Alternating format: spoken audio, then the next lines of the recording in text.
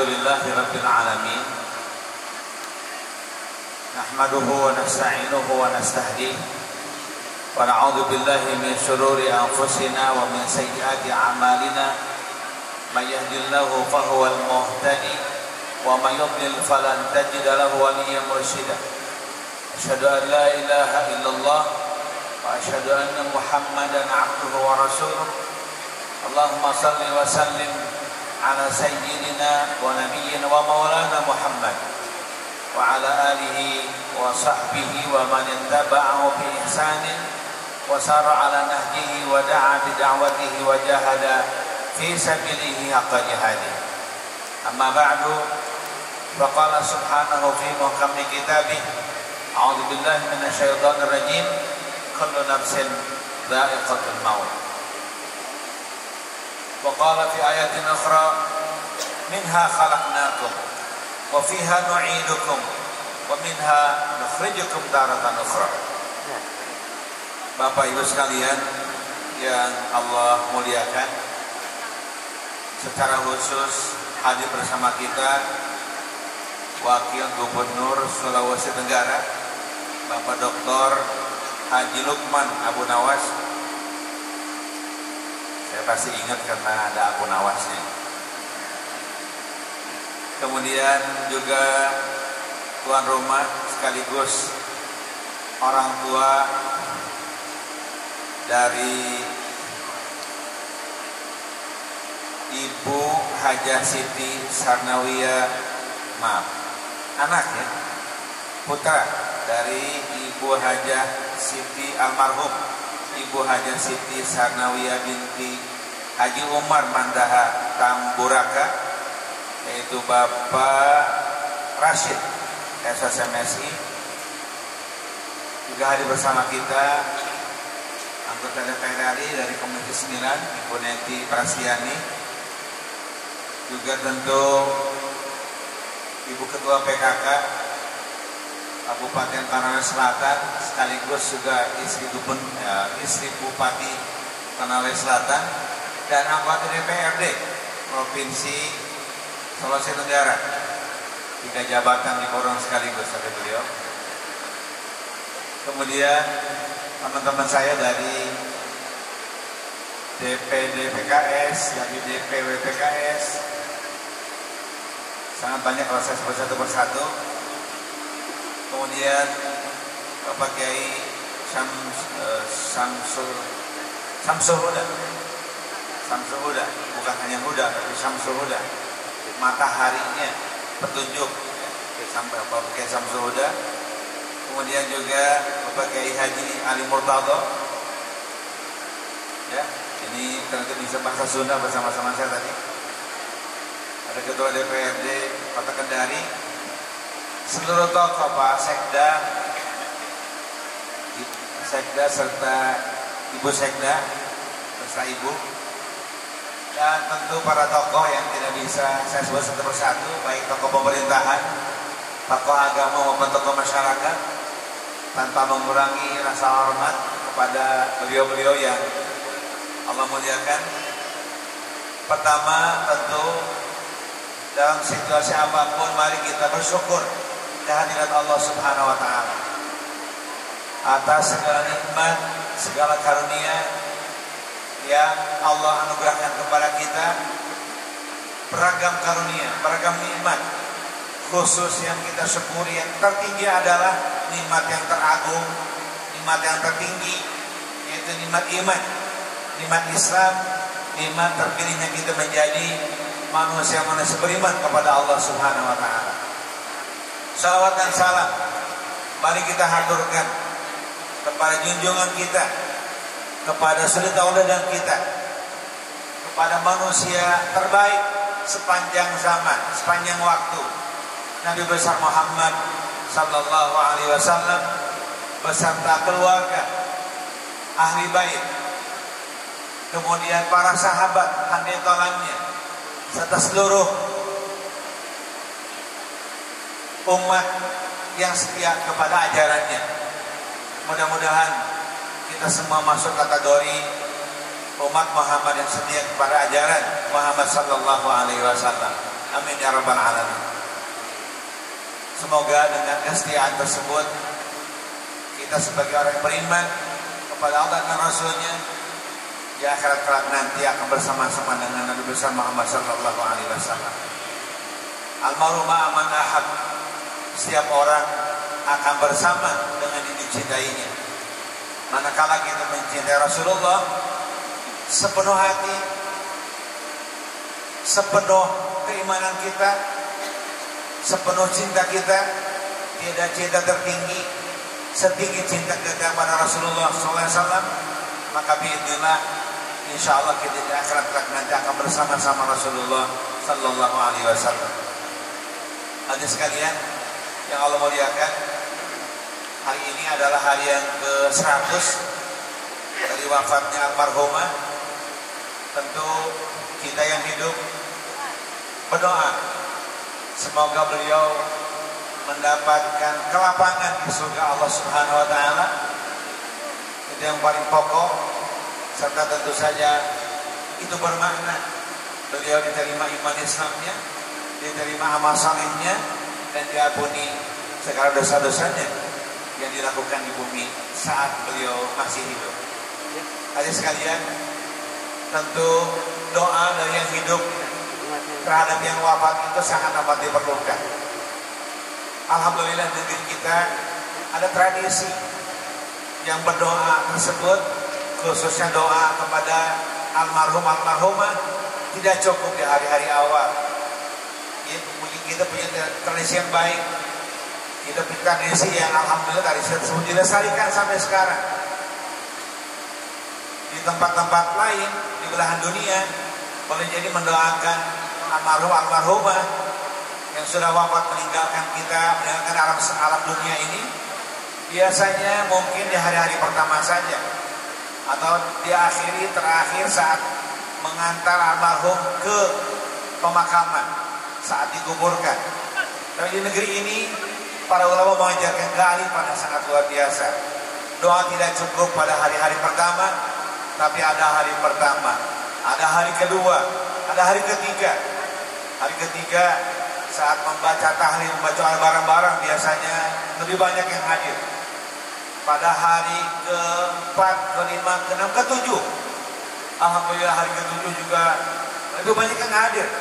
Semuanya mendoakan kepada almarhum yang meninggalkan dunia fana ini. Itu tradisi yang baik yang diajarkan oleh para ulama, para wali kepada kita semuanya. Kemudian ternyata pada hari ke-40 pun ada doa bersama lagi untuk almarhumah. Bahkan hari ke-100 ya. Bahkan kemudian tiap tahun dalam bentuk haulan itu semuanya doa kepada almarhumah.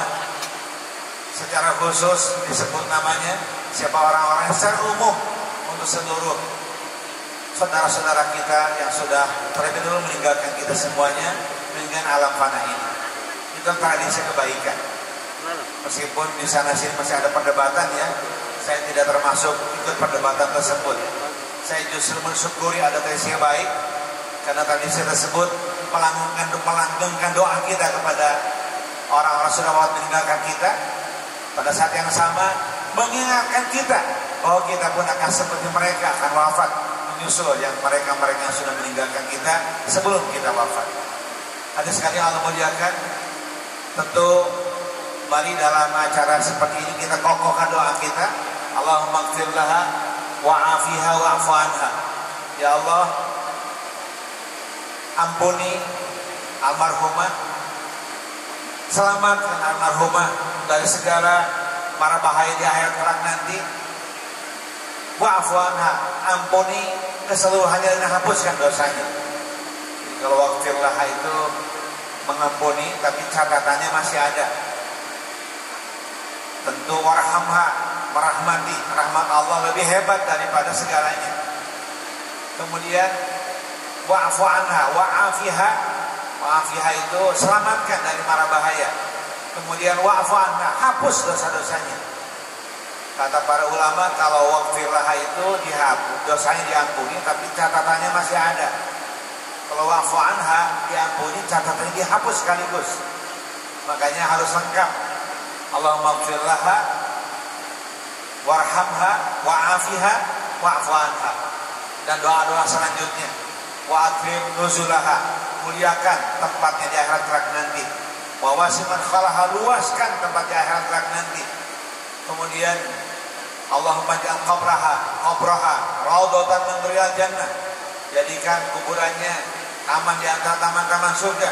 Wala taj'alha hufratan min hufarin nar, dan jangan jadikan kuburannya menjadi cerca api neraka.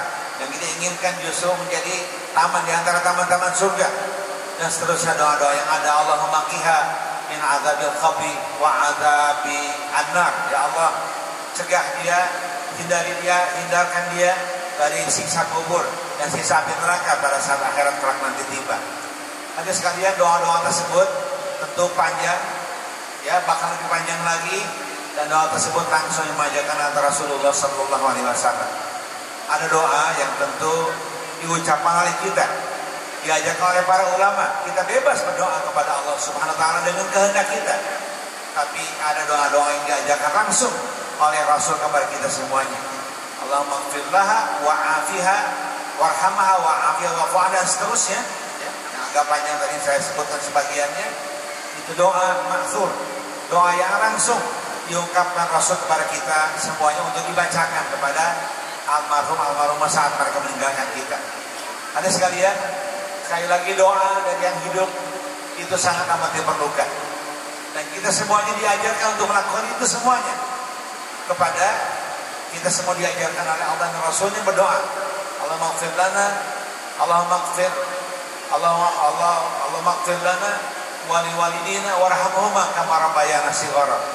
Allahumma ighfir lil mu'minina wal mu'minat wa muslimin wal muslimat ala yaminum wal amal.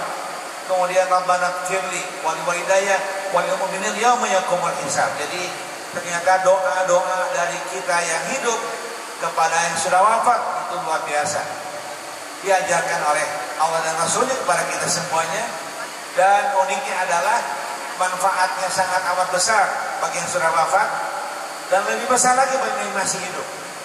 Karena ternyata mendoakan orang lain itu termasuk doa yang dijaga oleh Allah Subhanahu Wa Taala. Kalau kita berdoa untuk diri kita sendiri, boleh jadi si doa tadi masih terhijab oleh dosa-dosa kita.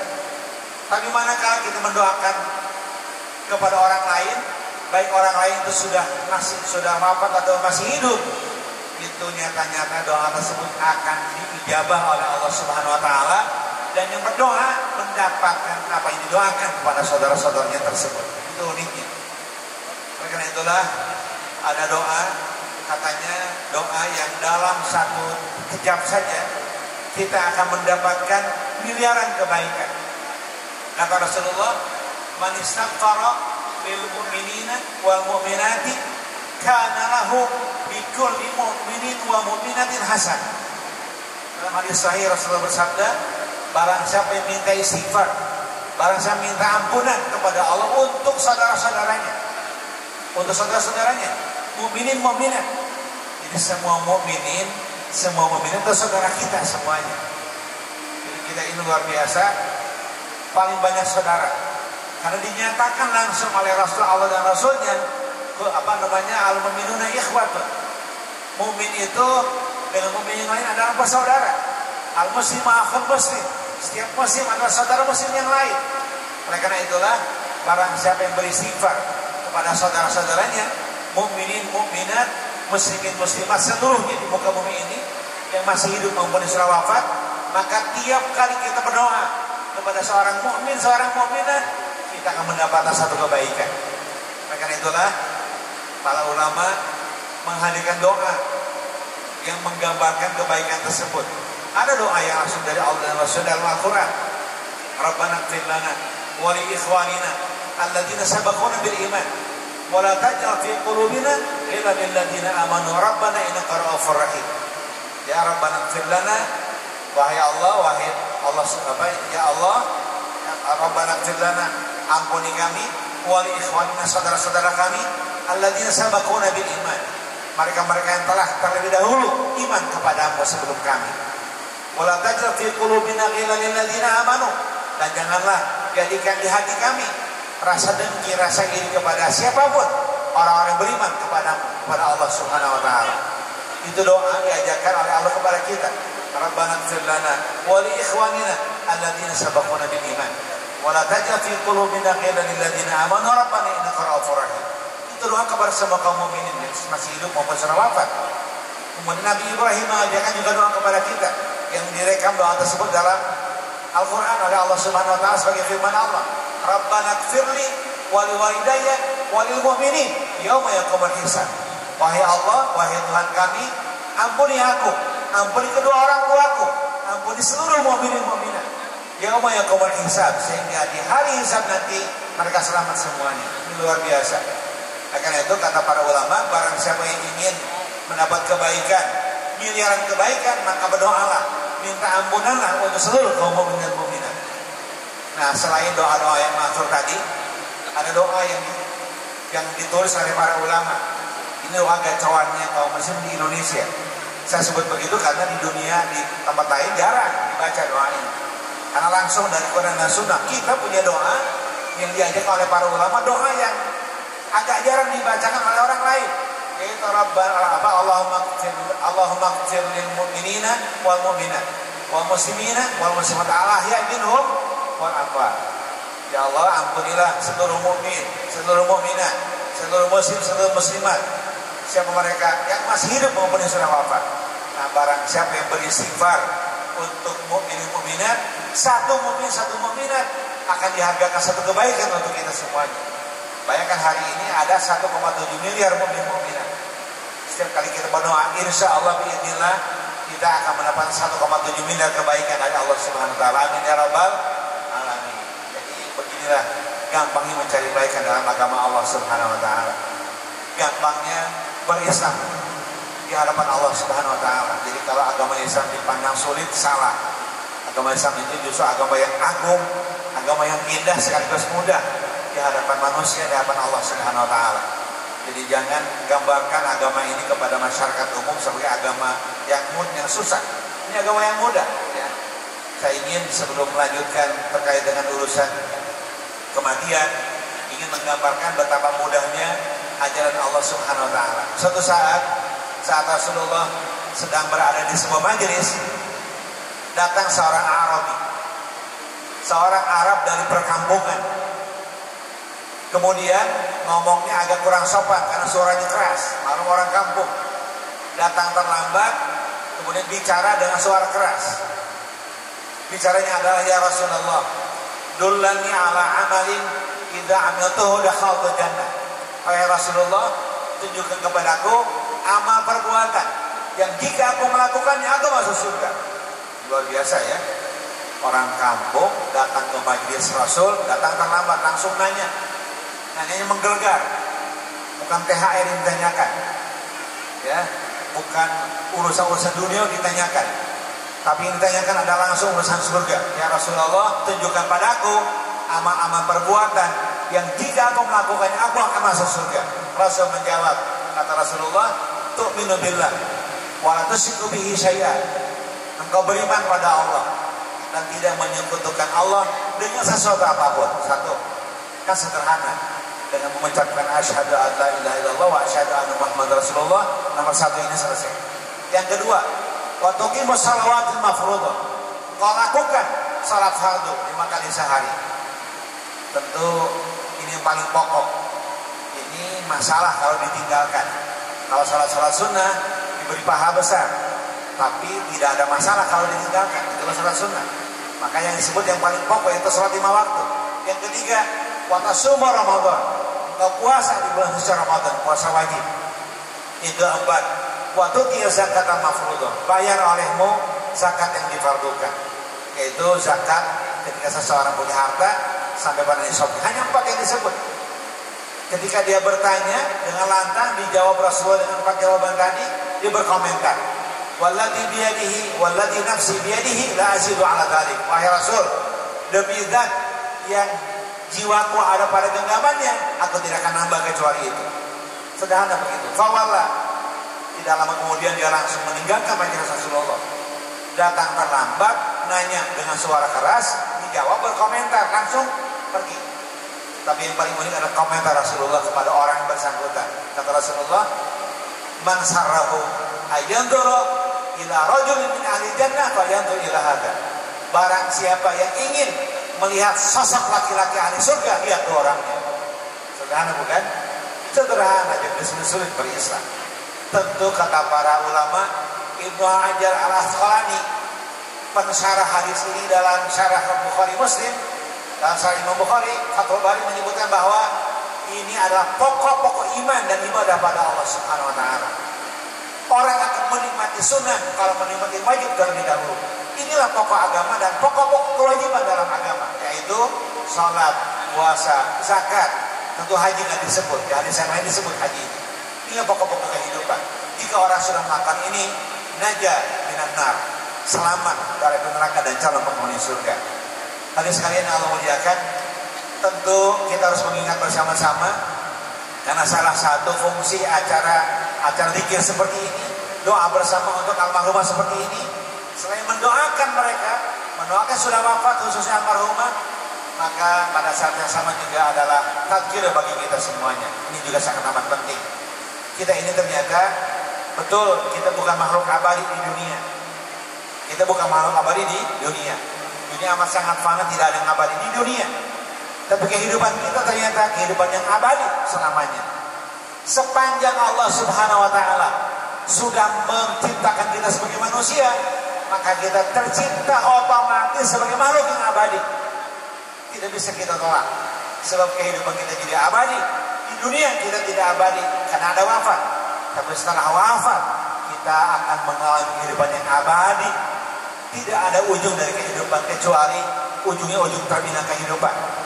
Sebagian masuk ke terminal akhir namanya surga, sebagian masuk ke terminal akhir namanya api neraka. Nah kita insya Allah keabadian kita ingin semuanya dalam kehidupan keabadian masuk ke terminal akhir surga namanya, amin ya rabbal alamin.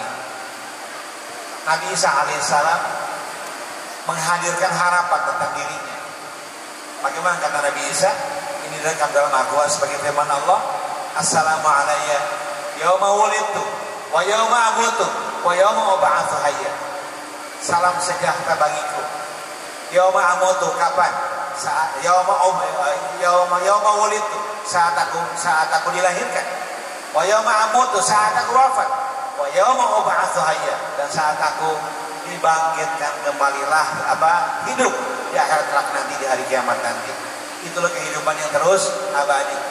Oleh karena itulah sepanjang kita jadi manusia pasti ada peristiwa akhir, pasti ada peristiwa kematian yang menyatakan akhir dari kehidupan duniawi, dan kemudian ada peristiwa kebangkitan di hari akhirat nanti, dan di situ kita akan mengalami hari-hari abadi, tidak ada ujung dari hari-hari tersebut, seluruhnya dari kehidupan kita. Oleh karena itulah sepakat kita dengan Kiai Haji Syamsul Huda tadi, kita ini makhluk asli surga. Adam dan Hawa diciptakan di surga, hanya saja karena sebuah peristiwa yang tentu saja ini adalah bagian dari takdir Allah kepada kehidupan umat manusia dan dunia secara utuh. Kemudian Adam dan Hawa dikeluarkan dari surga ke dunia. Oleh karena itulah kita di dunia ini sifatnya sementara. Kemudian mari kita siapkan kehidupan kita untuk balik ke tempat asal kita, yaitu surga. Itu tempat keabadian kita. Tentu balik ke tempat keabadian kita ada syaratnya. Syaratnya adalah iman dan beramal saleh.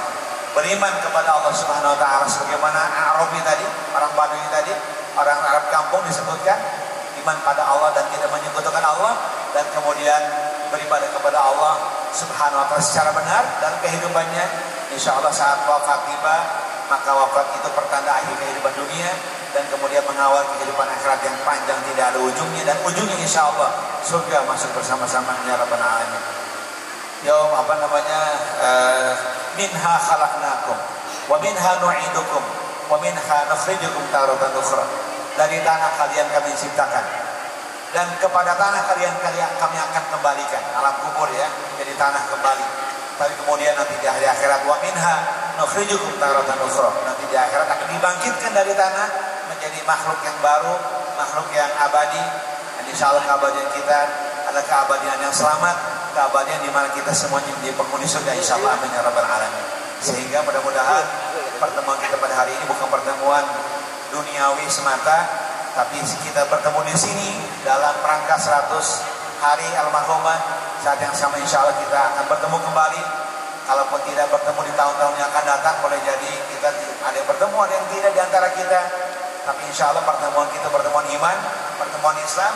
Kalaupun tidak ada ketemuan di hari-hari ke depan di dunia ini, kita insya Allah akan ketemu di surga bersama-sama ya Rabbal Alamin.